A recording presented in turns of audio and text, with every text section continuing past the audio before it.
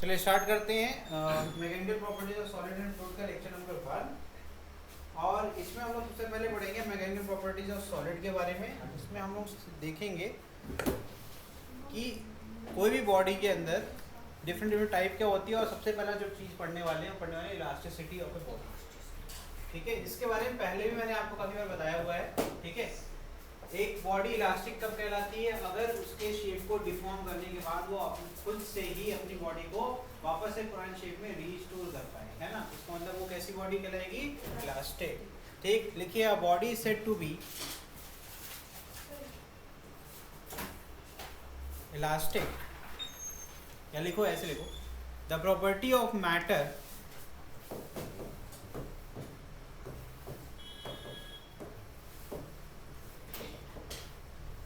property of matter by virtue of which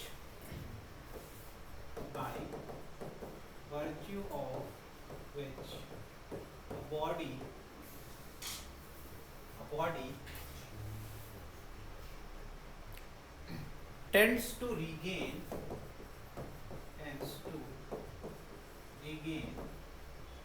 its shape and size after the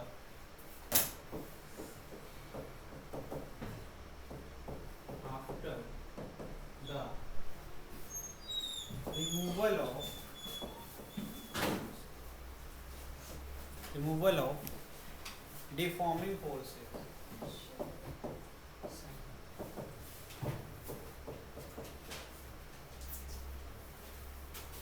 is called elasticity.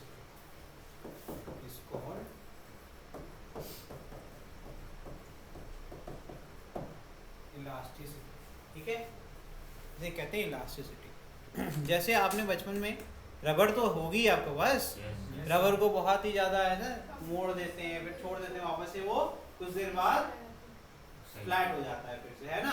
तो सही कैसे हो जाता है? उसके अंदर एक प्रॉपर्टी होती है बाय वर्च्यू ऑफ व्हिच वो वापस से अपने शेप एंड साइज को रिगेन कर सकता है। इसी प्रॉपर्टी कहते हैं इलास्टिसिटी। ठीक है, हो गया। स्टील और रबर में सबसे ज़्यादा इलास्टिक स्टील के अंदर इलास्टिक नेचर होता है सर, क्योंकि एनसीईआरटी में उसने डायरेक्टली बोल दिया स्टील ज़्यादा होता है, क्योंकि रबर तो अपनी रिगेन शेप में आ जाता है, लेकिन स्टील में एक्स्ट्रा फोर्स लगाते हैं फिर वो अपने उसमें आ जाता है। तो उसके पास खुद कहाँ है? खुद कहाँ है उसके पास इलास्टिक रिगेन करने का? मैंने क्या बोला कि जब हमने डिफॉर्मिंग फोर्स को हटा दिया, वापस से वो अपने शेप को मेंटेन कर ले। स्टील को मोड़ दो फिर हटाओ। तो लेकिन यही तो एक्सेप्शन केस बनना है, यही एनसीईआरटी ने लिखा है। वो क्वेश्चन भी कई बार पूछा जाता है।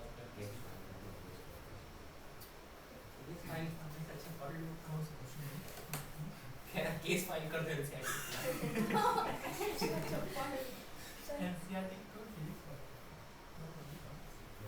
पहली लाइन में पहला क्वेश्चन यही बनता है और कई बार पूछा गया है।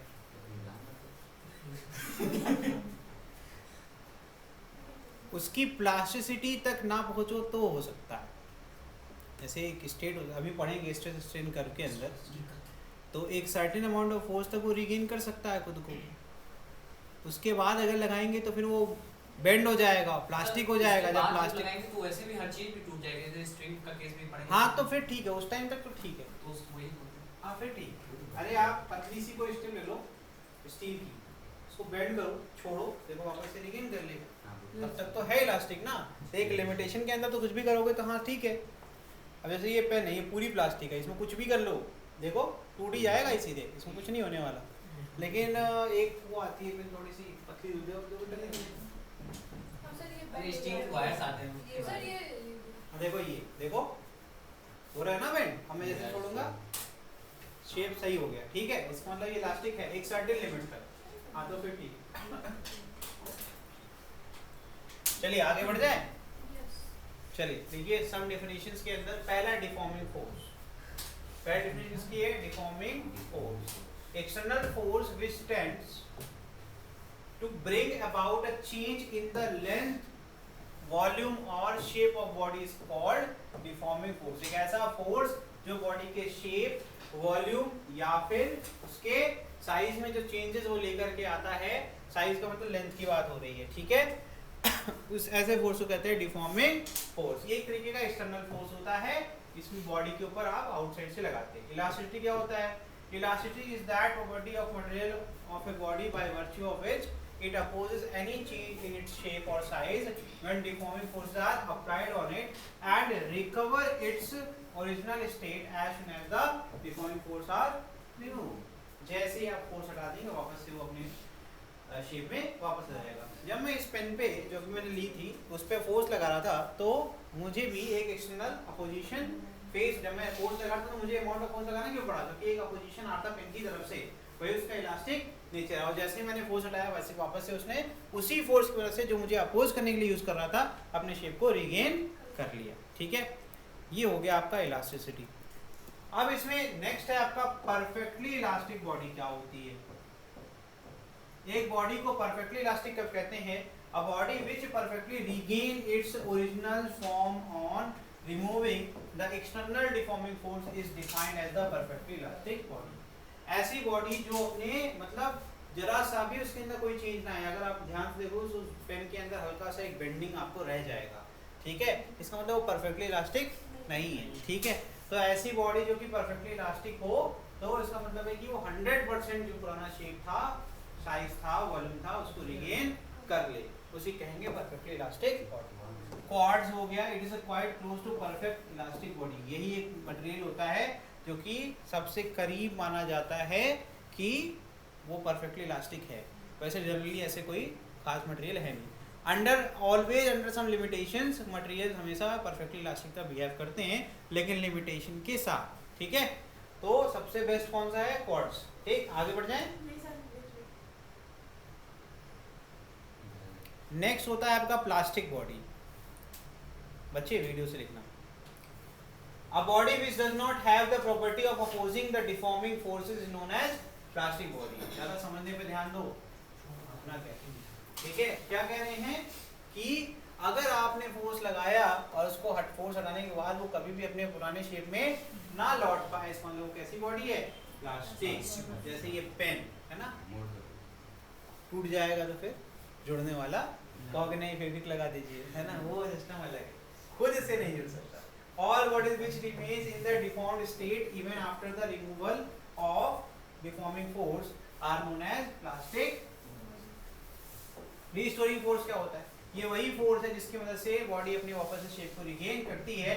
When an external force act on any object, then an internal resistance produced in the substance due to the intermolecular forces, which is known as restoring force।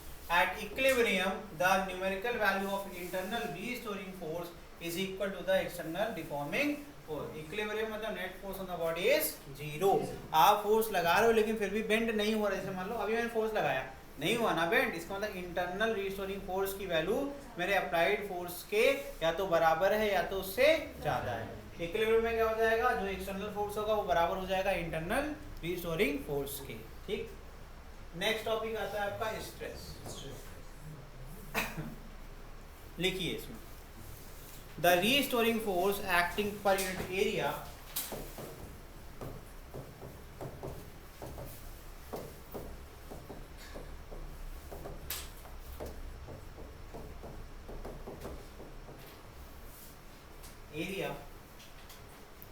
of cross section of the deformed body of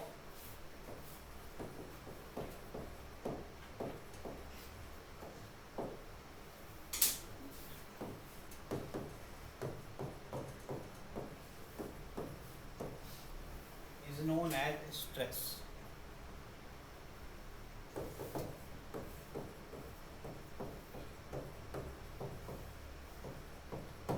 ध्यान से इस figure को देखो, एक rubber है, ठीक है, इसको कंप्रेस कर दिया मैंने by applying the deforming shape, और जब मैंने उसके ऊपर से फोर्स हटा दिया तो रीस्टोरिंग फोर्स जो लग रहा है उसके क्रॉस सेक्शनल एरिया के परपेंडिकुलर लग रहा है, ताकि वापस से क्या हो जाएगी, पुराने शेप में आ जाए, ठीक है। अभी जो टोटल फोर्स है वो पूरे क्रॉस सेक्शन एरिया से डिवाइड कर देंगे तो हमें फोर्स मोमेंट एरिया मिल जाएगा। तो एक्चुअल में वो जो स्ट्रेस है वही रीस्टोर कर रहा है हमारे शेप ऑफ द रबर को, ठीक है। तो ये हो जाएगा स्ट्रेस का formula is equal to internal restoring force upon area of cross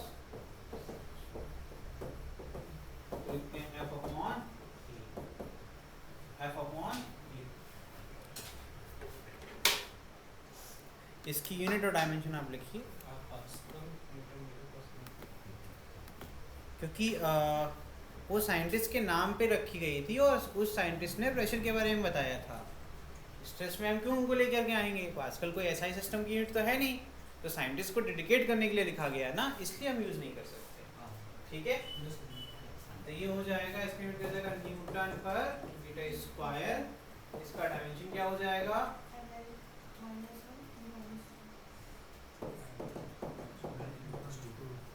ठीक है। चलिए, और अगर हम बात करें 100% रिस्टोरेशन हो रहा है तो इसका मतलब है F internal upon A is equal to क्या जाएगा, इक्विलिब्रियम के लिए एक्सटर्नल अपॉन, ठीक है। अब बात करते हैं टाइप्स ऑफ स्ट्रेस, अब अलग अलग प्रकार जो होते हैं स्ट्रेस के, आगे बढ़ जाएं। पहला होता है लॉन्गिट्यूडिनल स्ट्रेस, ठीक है, उसका भी सब कैटेगरी एक है, पहला है टेंसाइल स्ट्रेस, ठीक है। तो पहले लॉन्गिट्यूड लिख लो, when the stress is normal to the surface, when the stress is normal to the surface of a body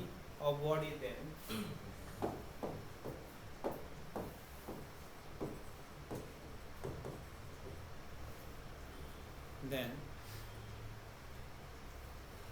it is known as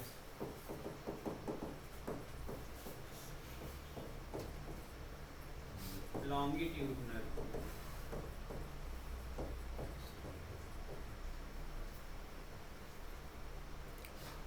ठीक है। अब इस लॉन्गिट्यूडिनल स्ट्रेस के दो टाइप होते हैं, एक पहला हो गया टेंसाइल स्ट्रेस, फिगर बना हुआ है, क्लियर है कि वो स्ट्रिंग के अंदर जो आपको दिख रहा है ना, टेंशन अप्लाई हो रहा है, उस टेंशन की वजह से ब्लॉक के ऊपर हो रहा है ना।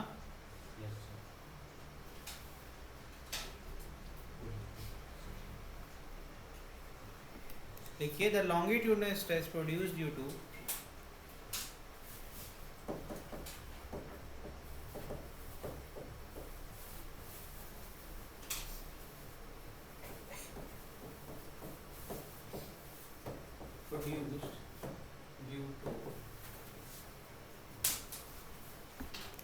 हेलो,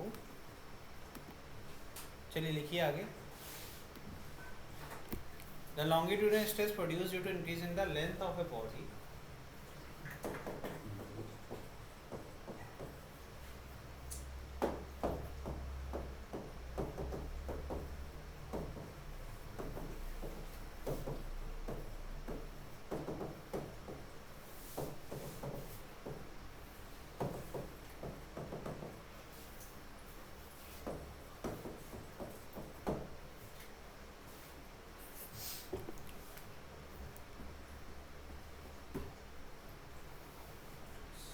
क्या होता है, लेंथ इंक्रीज हो जाती है, ठीक है।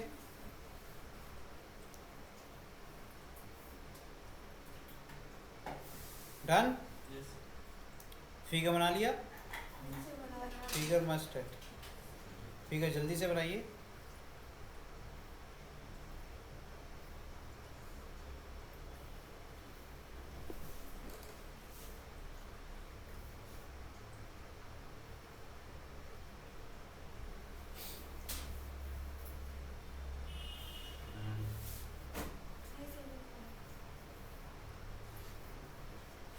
नेक्स्ट होता है कंप्रेसिव स्ट्रेस, हेडिंग लिखो compressive stress.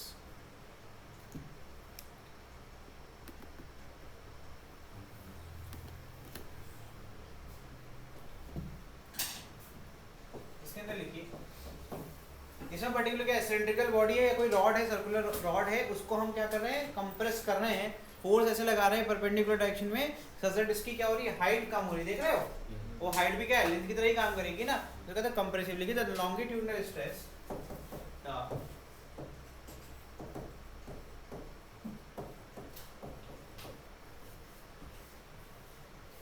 produced due to decrease in length of body produced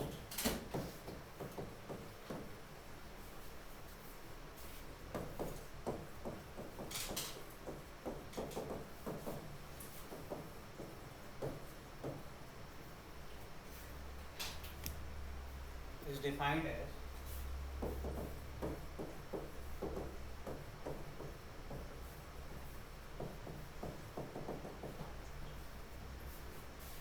पिछली बार इंक्रीज हो रही थी लेकिन इस बार क्या हो रही है, डिक्रीज। फिगर से ही आपका काम चल जाएगा, ठीक है? फिगर अच्छे से याद रहेगा तो आप कभी भी कर लेंगे, ठीक है?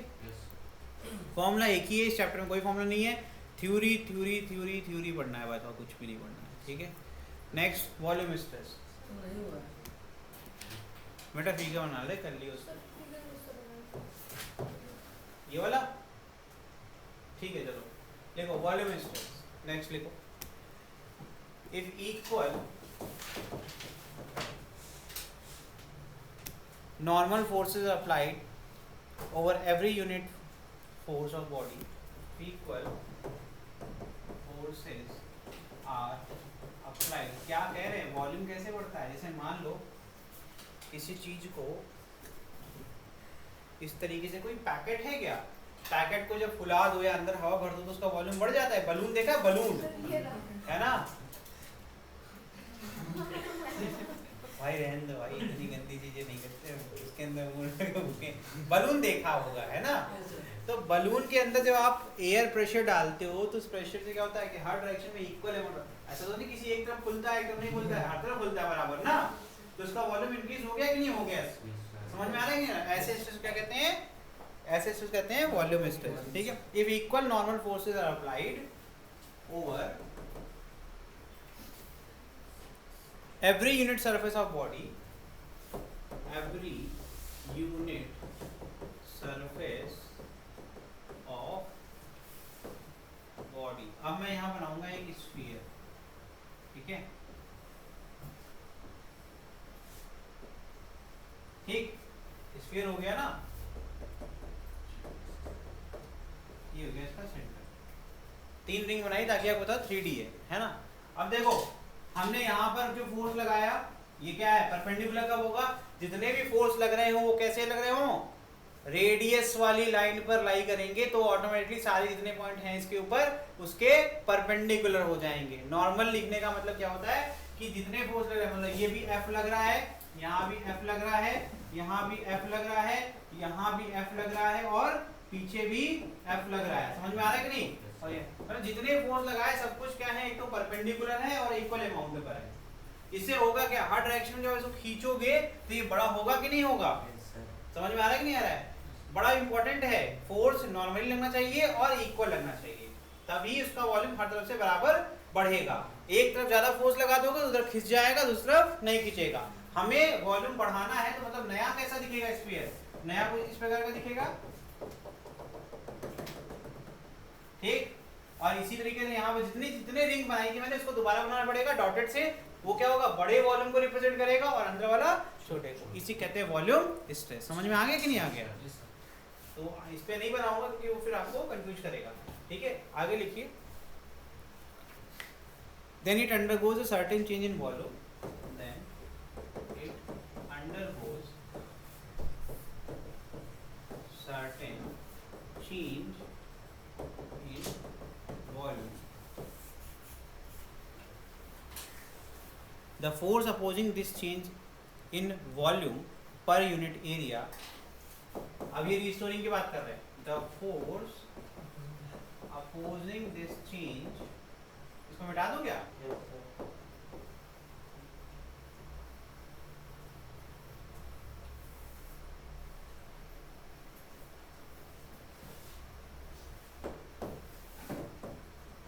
This change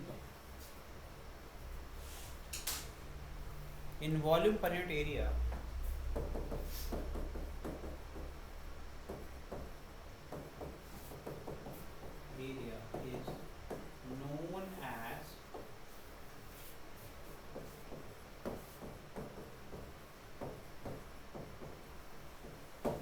ठीक है। नेक्स्ट होता है शियर स्ट्रेस। नेक्स्ट है आपका शियर स्ट्रेस। हटा दें, लिखिए इसके अंदर व्हेन स्ट्रेस इज टेंजेंशियल। देखना इसका डायग्राम कैसे बनेगा।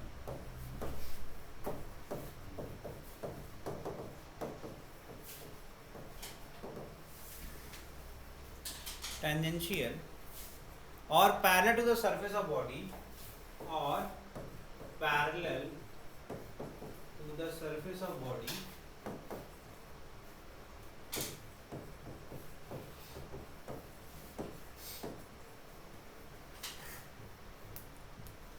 then it is known as shear stress. Then it is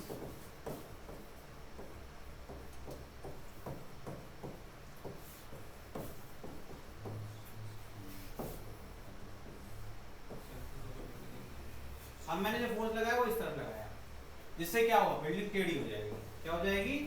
टेढ़ी।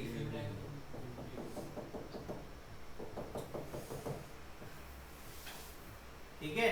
अब देखिए जो टेढ़ा वाला बना ये क्या है? शियर स्ट्रेस है। समझ में आ रहा है कि नहीं आ रहा है? ऐसे कोई चीज खड़ी थी, ऐसे आई, टेंजेंशियल लगाएंगे सरफेस के तो ये होगा कि बेंड होगा कि नहीं होगा, इसी कह रहे हैं शियर स्ट्रेस। उसका बॉटम अपनी जगह पर रहेगा लेकिन टॉप बेंड हो जाएगा। ठीक है। नेक्स्ट लिखिए, due to this stress shape of body changes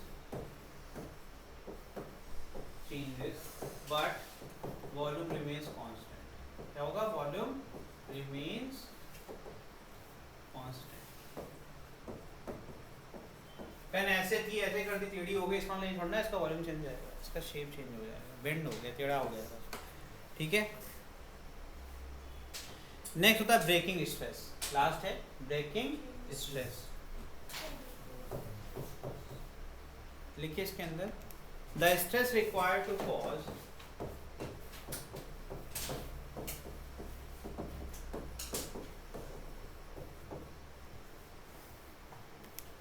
the actual fracture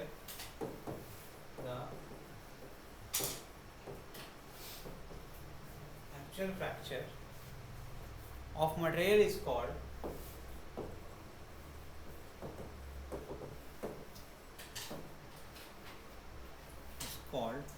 the breaking stress।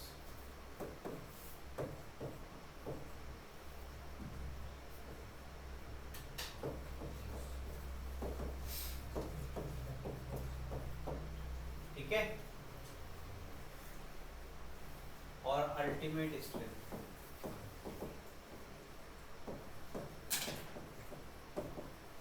Of the object. जो भी ऑब्जेक्ट है जिस पॉइंट पे ब्रेक हो जाएगा तो इसका अल्टीमेट स्ट्रेंथ है, उसके बियॉन्ड वो झेल नहीं सकता है। ठीक है।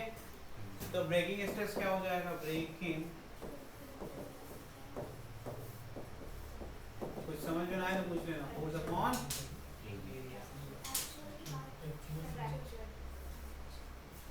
फ्रैक्चर,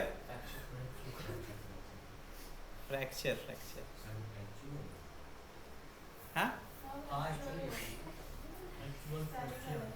हाँ वो एक्चुअल सही तो लिखा है, ACTUAL। टी है भैया, टी है, सी और यू के बीच में टी। और फिर उसके बाद यहाँ से ऐसे कटा तो है, टी है वो। अरे हम मिटा के लिख देते हैं। इस तरह की टी बनाने के लिए तो 4 साल की इंजीनियरिंग करनी पड़ेगी। ये F क्या है? फोर्स रिक्वायर्ड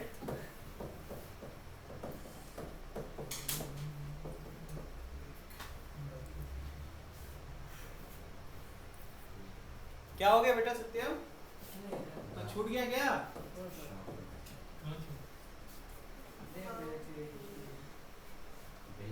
ठीक है। अब डिपेंडेंसी पढ़ लेते हैं। यहीं लिख रहा हूँ, कहीं नहीं जाऊंगा, टेंशन मत लो। तो सब गिरा के मारेंगे बाहर निकलते ही।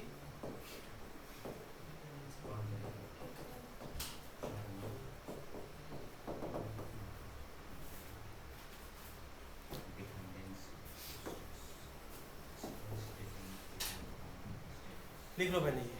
सर हो गया।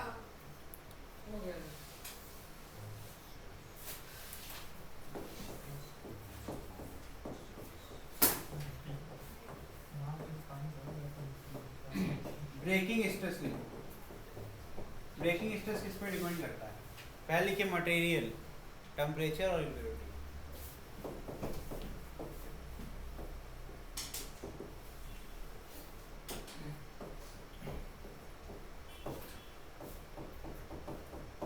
टेम्परेचर और लास्ट है इम्प्योरिटी।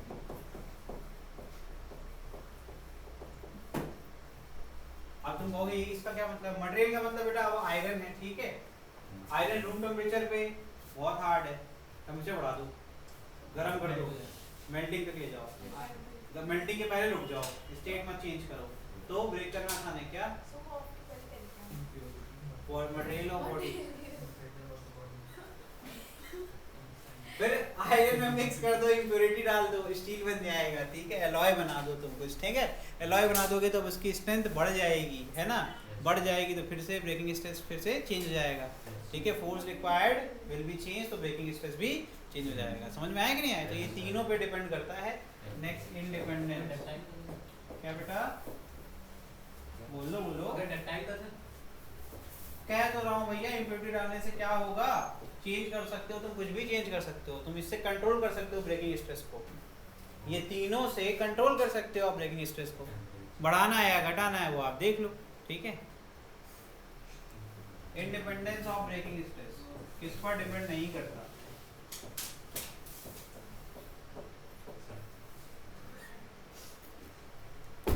क्रॉस सेक्शन एरिया और थिकनेस।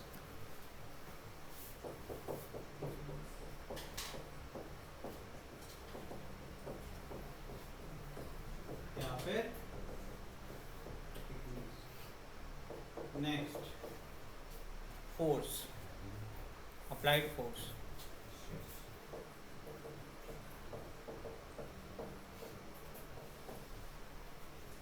ठीक है।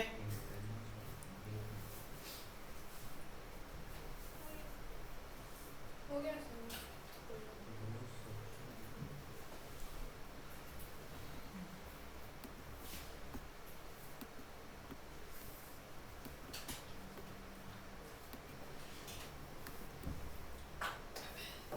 Which can be applied to the wire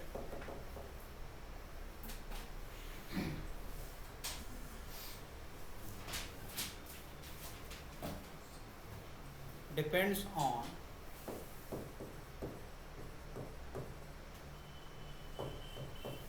first cross section area,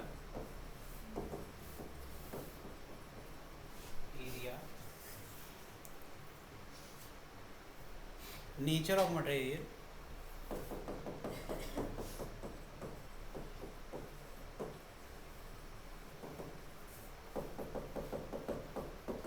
temperature, impurities.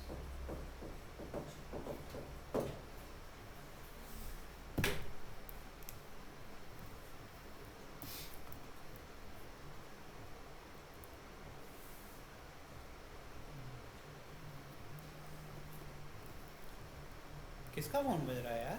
Vibrate हो रहा है।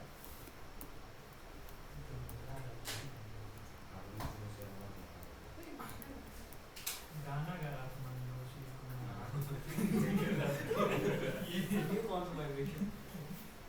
चलिए नेक्स्ट पढ़ते हैं। स्ट्रेन 2 बजे छोड़ देंगे बेटा, 2 बजे एग्जैक्ट छोड़ देंगे।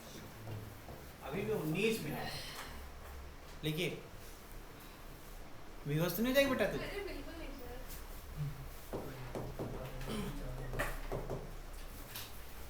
Change in the dimension of body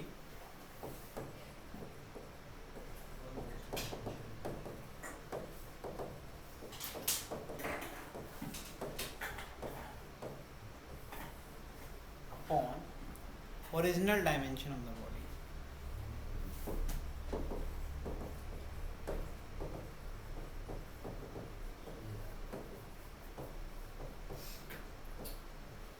ठीक है, it is a ratio of change in dimension of body upon the original dimension of the body, ठीक है।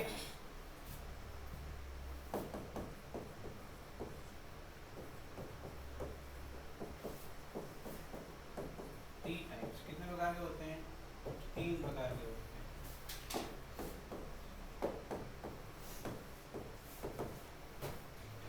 पहला लिख लो,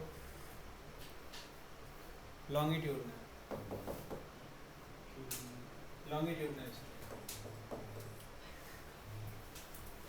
पहला क्या है? लॉन्गिट्यूडनल। लॉन्गिट्यूडनल में क्या होता था? लेंथ चेंज होती थी, है ना। तो यहाँ पर देखो हमने क्या किया, एक रॉड थी इसकी लेंथ एल थी, उसमें क्या करते हैं, कर दिया एक मास, हैवी मास, जिससे क्या हो रहा है, इसकी लेंथ बढ़ गई। तो जो चेंज आया लेंथ में कितना है, डेल एल आया। तो स्ट्रेन क्या होगा लॉन्गिट्यूडनल, बताओ। तो longitudinal strain will be equal to change in length upon original length, ठीक है। लॉन्गिट्यूडनल में सिर्फ लेंथ की बात होती है और कुछ भी चेंज नहीं होता, और कोई डायमेंशन चेंज नहीं होता। तो इसका मतलब है it is only possible in solids, तो सॉलिड्स में पॉसिबल है, ठीक है। नेक्स्ट वॉल्यूम स्ट्रेन हो गया। नेक्स्ट होता है वॉल्यूम स्ट्रेन। अब इसी के इक्वल टू भी लिख देंगे, है ना। तो क्या कर रहे हैं बताओ, हर डायरेक्शन से हम अप्लाई कर रहे हैं नॉर्मल फोर्स, जिससे कि उसका वॉल्यूम क्या हो रहा है, चेंज हो रहा है, या इंक्रीज या फिर डिक्रीज। पहले वॉल्यूम V था, बाद में कंप्रेस कर दिया, जो कि इसमें क्या लग रहा है, कंप्रेसिंग फोर्स लग रहा है ना हर तरफ से। तो कंप्रेस करने के बाद अब इसका नया वॉल्यूम कितना हो गया, स्मॉल v, ठीक। तो जो चेंज आया वो डेल V आया, तो रेशियो क्या हो जाएगा, del V upon original volume हो गया, ठीक है। फिगर बना लो बस, इसमें सबसे इंपॉर्टेंट ये। शियर स्ट्रेन में क्या हो जाएगा, तो change in volume upon original volume of the body.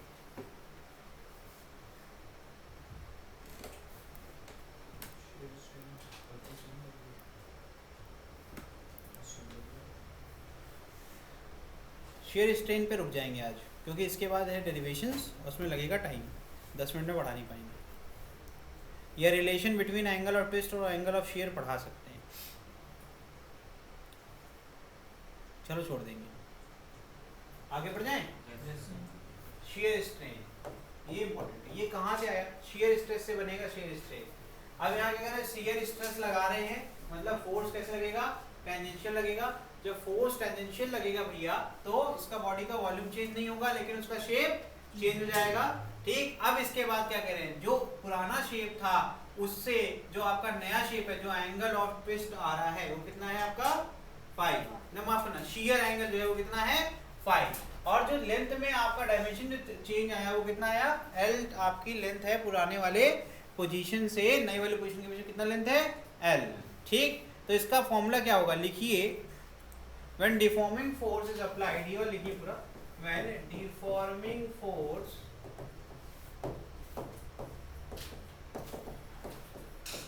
is applied to a body parallel to a body parallel to its surface,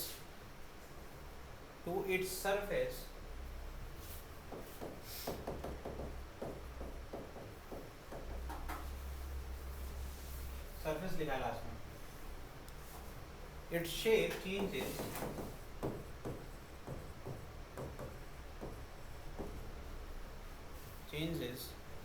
the strain produced in this manner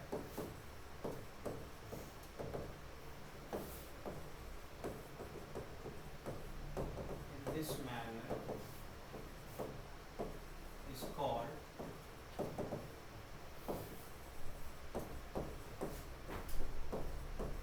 shear stress, ठीक है।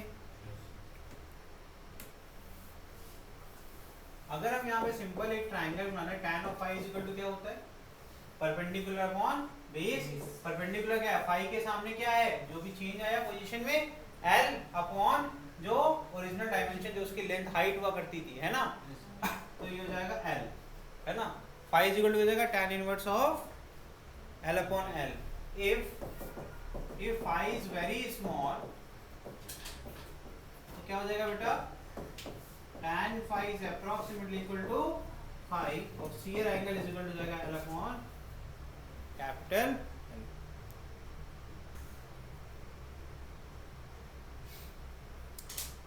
इसको लिखिए, small L को define करिए, displacement of upper face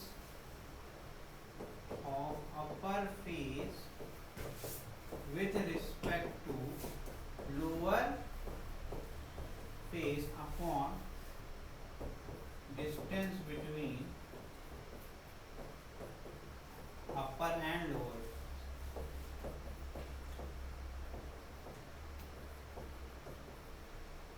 ठीक है, ये हो गया आपका शेयर एंगल का फॉर्मूला। ठीक है, अगली जो क्लास होगी उसमें अपन पढ़ेंगे relation between angle of twist and angle of shear. आज के लिए इतना ही, thank you. Thank you sir.